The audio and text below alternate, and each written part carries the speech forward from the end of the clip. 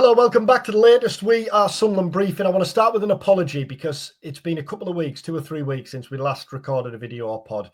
It just happens that summer holidays overlapping myself and Scott, and in the time that we've been away, Sunderland happened to have made a signing every 25 minutes or something like that. So there's all sorts to catch up on. We're not going to go through every signing because we'll be here until Saturday afternoon. It'll take us through to kick off on West Ham, but I'm joined by a wonderful companion this morning. Obviously needs no introduction.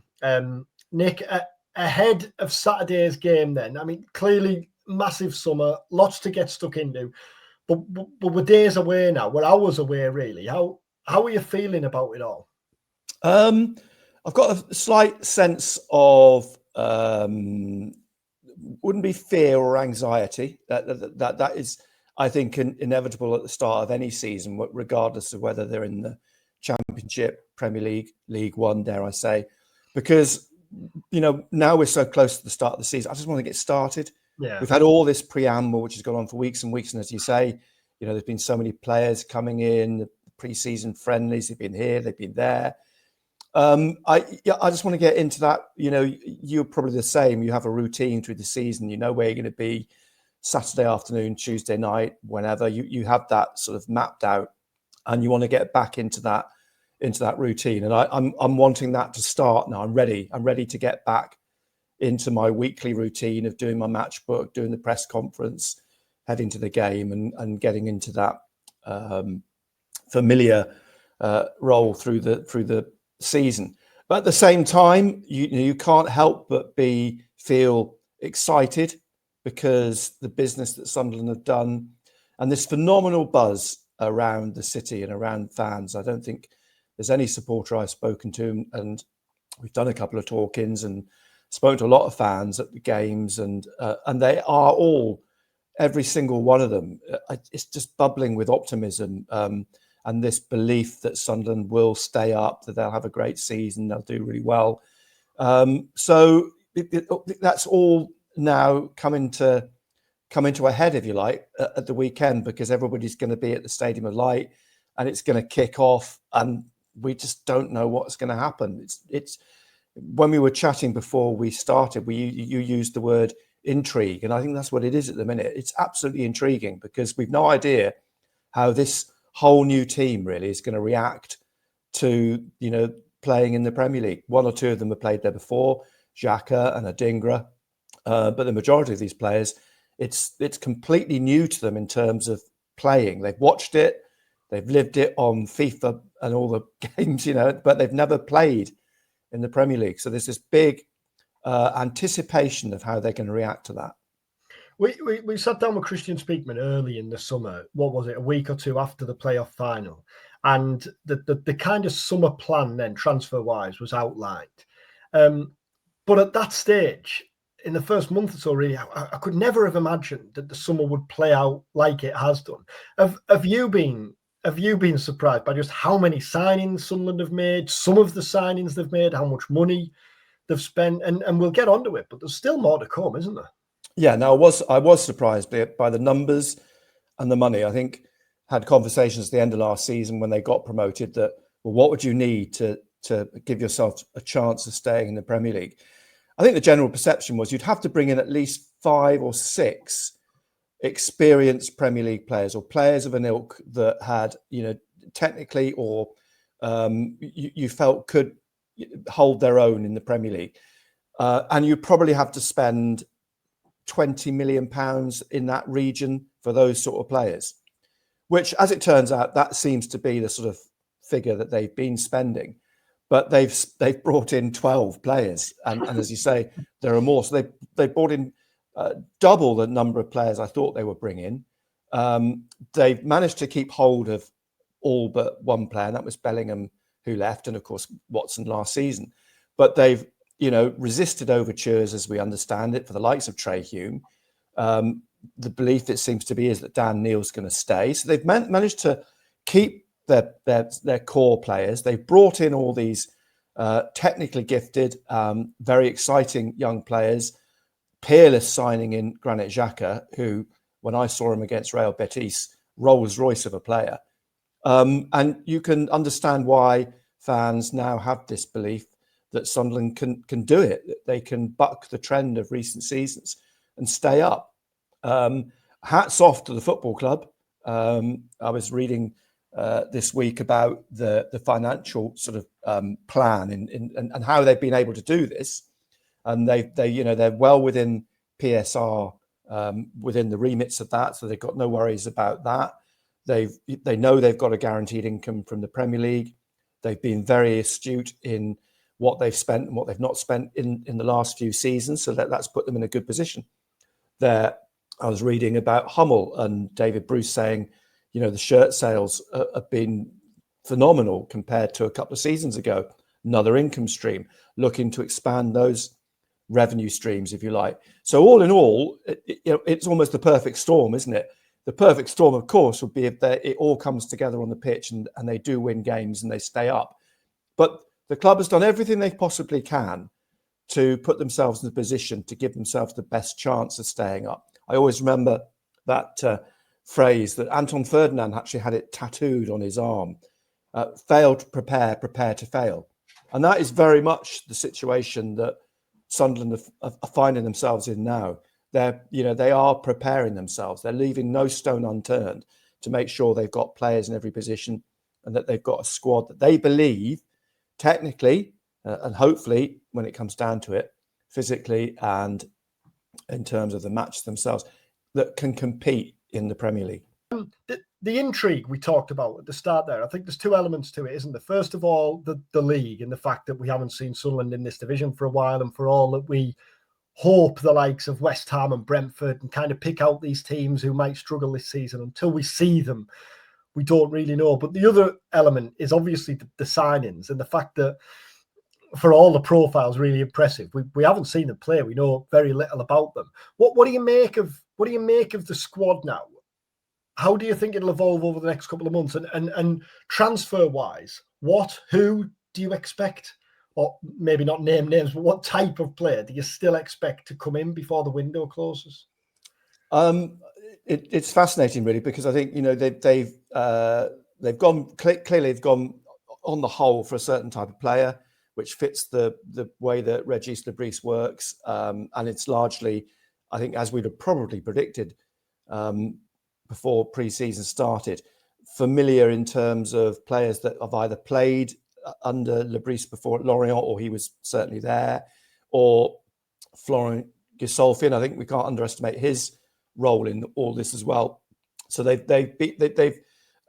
signed players who I think they know in terms of due diligence have got the right character, they've got the right temperament, they believe in the project, as it's called, and they believe can step up and actually find their feet okay in the Premier League with that added booster of experience in Xhaka, Reynildo, and a couple of the players that were already at the club. I mean, let's not underestimate that Dan Ballard and Trey Hume are established Northern Ireland internationals now, and Trey Hume's where he's come from over the last couple of seasons is remarkable. So to all intents and purposes, they've blended together potentially what looks an exciting, fairly young squad. They've done the right things. They've brought in that experienced midfielder. They've now brought in an experienced centre back. They've got Reynildo, who's an experienced left back, centre back. Some exciting wingers. I'm still slightly concerned about goal scoring. I do feel if there was, from my personal point of view, if there's a weak link, it's up front, it's that final third. And Régis Le Bris admits himself that they need to be more clinical in that department. And I understand that they're not necessarily now looking for a striker. That could well change over the next few weeks. But that would be one concern of mine. And I think they probably need another centre-back, or certainly a little bit more strength and depth in terms of the defence. Because ultimately, if this is going to be a team that doesn't score many goals, they've got to make sure that they're a team that don't concede many goals. So if you can build that foundation, I like Robin Ruths. What I've seen of him, I think he's very confident. He's very composed. He seems to be his footwork, his playing out from the back seems to be very calm and collected. So I think they've got a good signing in Robin Ruths. So with that umbrella view of the squad, potentially, I think it's starting to shape up. But as you said earlier, maybe a few more signings. I think they do need a few more, because ultimately they do need strength in depth, because it's going to be a long season. It's going to be an arduous season. There will be parts of the season where they're tested because of the African Cup of Nations and players leaving to go on to play in that. So at the moment, I think it's still a work in progress. They've still got several weeks left of the window, and admittedly, teams that they play will be in a similar position. It's not going to settle down for most teams for a few weeks yet. But clearly, from what Regis Lebris has been doing over the last few weeks, the team that he's been playing, we have the nucleus. We know the pretty much the starting 11, bar one or two positions, perhaps, give or take fitness, availability, and so on. It's interesting you say about the forwards there, the centre forwards. Given how many players Sunderland have signed this summer, and signed in areas where they looked strong. So I would never have envisaged at the start of the summer, for example, that they've signed as many midfielders as they have. But the message has been kind of on and off the record, really. We won't underestimate the gulf. We won't underestimate just how much of a step up it is, and how we need to make sure we have players who are ready for that.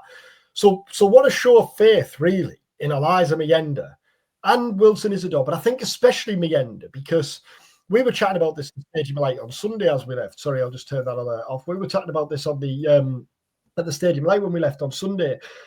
At the turn of the year, Wilson Isidore was nailed on the standout number 9 in Regis Lebris's mind, wasn't he? If he was playing any major game, then it was Isidore who was going to be up front. Well, that flipped come the end of the season. And Mayenda feels, in my mind as well, I'm not sure whether you agree, a pretty much certain starter against West Ham on Saturday. But clearly we'll see Mark Gui over the coming weeks, and we'll find out more about him, but he's not going to go straight in the team, is he, up front? Mayenda at the minute seems to be above Isidore in the pecking order. Well, if they're not going to bring anyone in, as you suggested there, that's a real show of faith in the forwards that are already there, isn't it? And you would imagine as well, Lebris talks a lot, doesn't he, about the forwards chipping in. So Adingra, Talby, Mundell when he's playing, Lefay when he's playing, Rigg. Clearly he wants goals from across the team, but still purely on the centre forward front, that's some backing, isn't it, for those already there? I think it's fascinating because I like Mayenda, and earlier in the summer I felt that I said he's potentially going to have a very good season. He came back from the break slimmer, and he's a brave, no nonsense, confident sort of player. I thought, this could be the season in which he shines. I think he's been a little bit unlucky in not getting goals in pre-season, but I think part of that is down to the team starting to learn to play together, and they need to be getting the ball into his feet more often. But going back to your point about Mayenda, yeah, he's certainly Regis Lebris has put a lot of faith in him, and clearly it looks like he is going to start at the weekend. But I go back a season when Tony Mowbray was at the club, he raved about Mayenda. On and off the record, didn't he? Basically, he felt that there was a powerhouse of a striker there. Yeah. So there has been that in the background, sort of lurking with Mayenda, that potentially there's a real player here, and now he's going to get a huge opportunity, because it does, as you say, look like he's going to start on Saturday against West Ham, because I think Guillou would be on the bench. And Wilson said to me after the game on Sunday, he was blowing after an hour, so he's not nowhere near starting games yet. Although intriguingly, he dropped in this little sort of hand grenade when he said, "But remember, Mayenda had his best games when I was playing just behind him." Right, yeah. I thought, oh yeah, he dropped that one in, don't you? So he's sort of hinting that I should be in the team, because when I'm in the team, Mayenda gets the ball, which is quite, fair point. But you're right. Wilson was number 1. He dropped off last season. He's clearly been injured pre-season. He's only just come back to training. Guillou's only just arrived. He'd been at the Club World Cup. He's not going to start. So Mayenda, it's got a huge opportunity now. And hopefully he'll, grasp it with both hands. And he's a confident player. I mean, I don't think he's in any way fazed by the sort of anxiety or the fear that he has to prove himself, because I think he's done enough to know that the fans love him. Regis Lebris trusts him, as we've been talking about here, that 100%. He's saying, look, you're number one. It's your shirt to lose at the minute, and and if he hits the ground running, 2 or 3 weeks in, Mienda, you might find Guiu and Wilson might find it difficult to get in the team. So, brave from everybody concerned. But that said, it won't be just Regis Lebris who's made that decision. It'll be Michael Proctor, Alessandro Bartolini, Luciano Vulcano. They will all had input into this.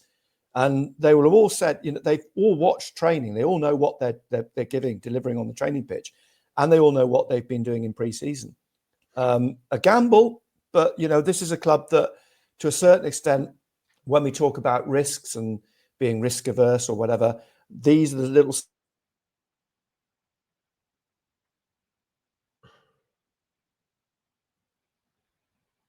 the money you need to spend for an established Premier League striker is probably, they'd be looking at it and thinking, does that fit within our sustainability model? Probably not.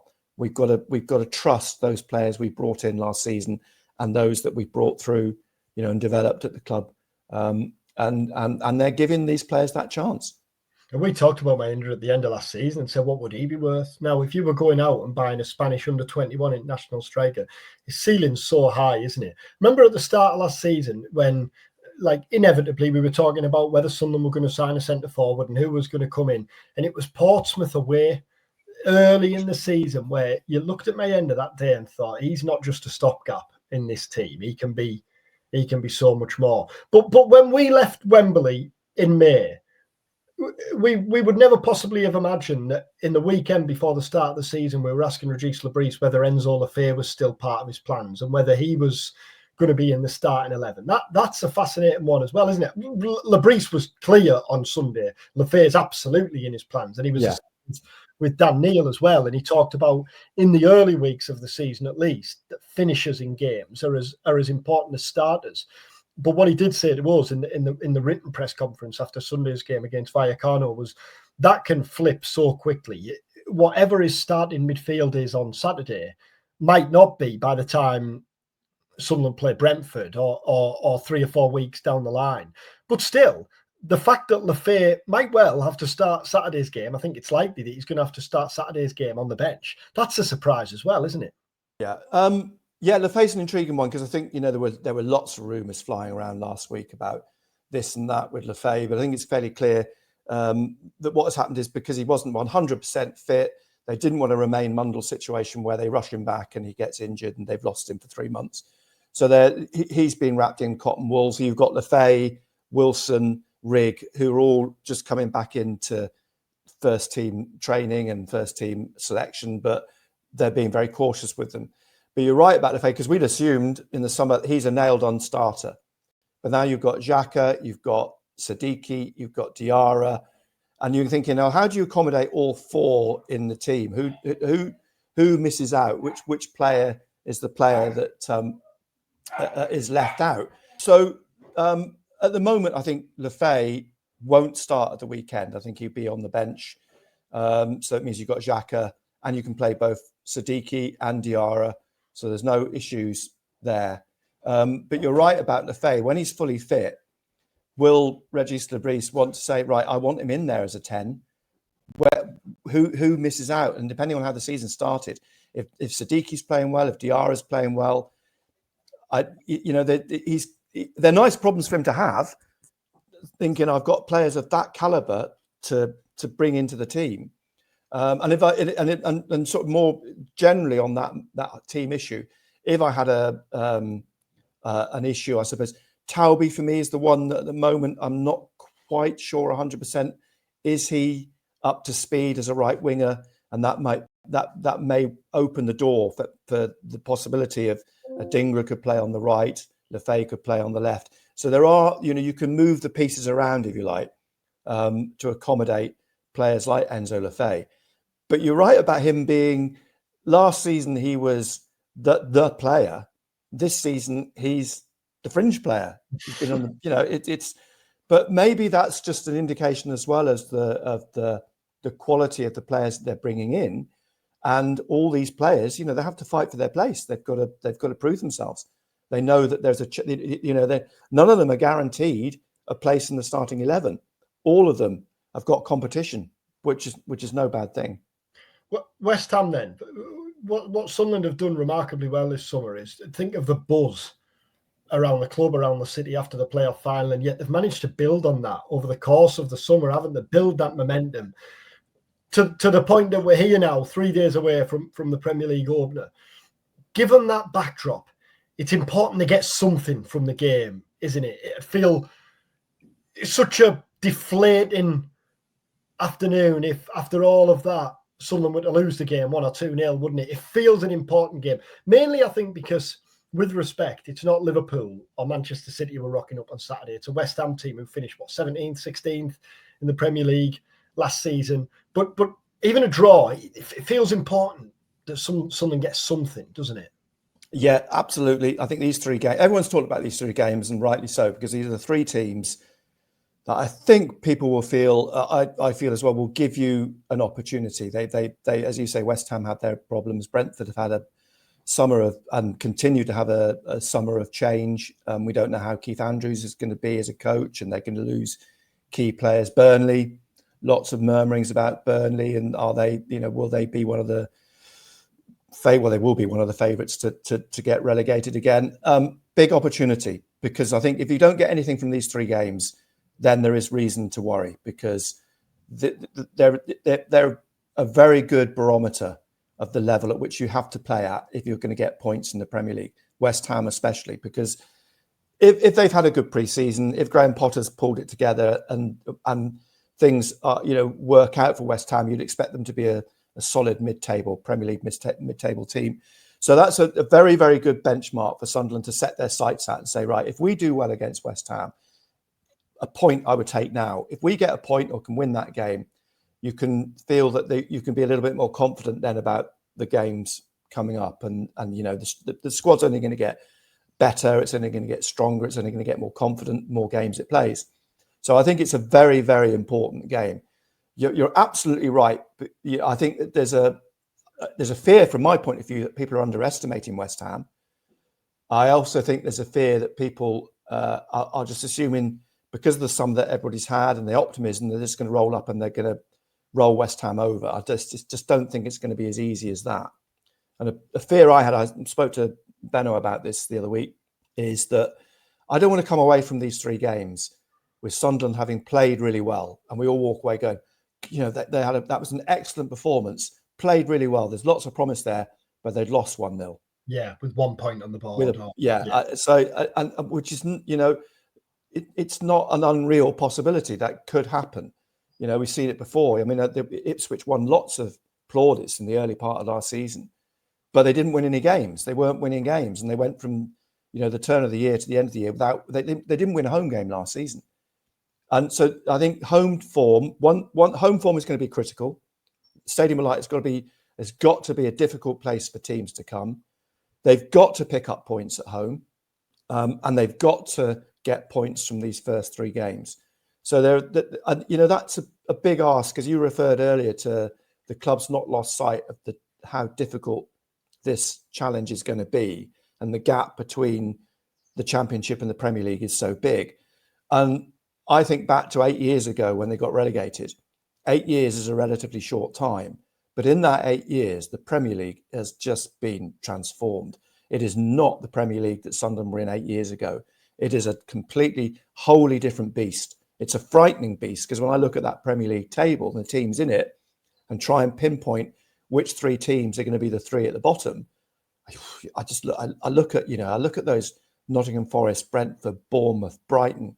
They're all now, even Wolves, even though they've had their problems, they still managed to finish well clear of relegation. These are all good teams. Exponentially, the standard has gone through the roof in 8 years. And Sunderland, don't forget, finished quite a long way off, even with those 5 defeats. Had they even won those games, they were quite a long way off the pace in terms of the top 2, who were former Premier League clubs. I've read a few predictions, the obvious, where the national papers and publications will roll out kind of all the obvious usual pundits and get their predictions for the season. And I've read 4 or 5 this week who've had Sunderland finishing bottom. And it feels a bit lazy. And there might be, let's see in January or February, but I don't know, it just feels a little bit lazy as the promoted team through the playoffs. And I in the position they're in now, I don't think I think you'd take Sunderland squad over Burnley's, wouldn't you? Yeah. I agree with you on that. I think they've had better business than Leeds, haven't they? Yeah. I think it just feels a bit lazy. What do you think? I agree with you. I think it's this whole thing about analytics and stats, and it's very easy to go and tap numbers into a computer and say, "Oh, well, look, this is all their stats prove they'll finish bottom." But I think a part of it, as well as this it's this historical. Sunderland's out there somewhere up in the northeast. Nobody really knows, much about them, and they live in this little bubble. And you know as well as I do. Every time we go to London games, you go to Arsenal and Chelsea and Tottenham and wherever else. The London media is very patronising towards teams like Sunderland, and they're up there somewhere. and you're absolutely right to say lazy. I think people just make these assumptions without having experienced what's happened here this summer, what is happening within the club, what's happening with the fan base, what's happening with the optimism, how this club has been transformed in a very short space of time from being, Premier League pretenders in the Championship to suddenly being a Premier League team on and off the pitch. The business they've done, their intentions, the professionalism with which they've shown to go about that. So, it's quite alarming sometimes to look at these sort of predictions and keep on seeing them trotting out bottom. But you think, until a ball is kicked, and so we've seen a few games, those are meaningless. They're absolutely meaningless, because I think, as Nottingham Forest proved the other year, you can buck the trend. Teams can do it. And Sunderland are, doing their best to prove that is the case and surprise a few people. And I think what they did last season at Wembley and in the playoff semi-finals, for me, is the antithesis of those predictions, because nobody saw that happening. Just a couple to wrap up. Which signing do you think will have the biggest impact this season? Which signing are you most excited? Well, I think Xhaka is the one that stands out. Just by the way, watching him is he doesn't waste a ball. He covers every inch of the pitch. He's clearly got a presence, and his experience is second to none. I think he is genuinely a leader. He's not wasteful. He is, well, watching him, just simple passes, but he knows the pass to make. So I think he is clearly a key player. After that, I think the emphasis, there's going to be a heavy emphasis on the defenders, and it'll be interesting to see which of those shines actually. In Alderete, they appear to have a very, very good signing. Dan Ballard, we know what he's about. Trey Hume mentioned earlier.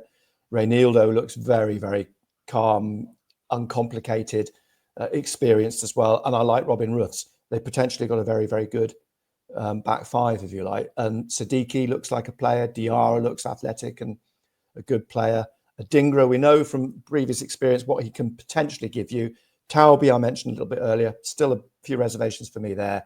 Mienda, we talked about. So, to answer your initial question, Xhaka is the player for me at the moment, is the one that I think all eyes are going to be on. And on the spot, prediction for Saturday? 1-1.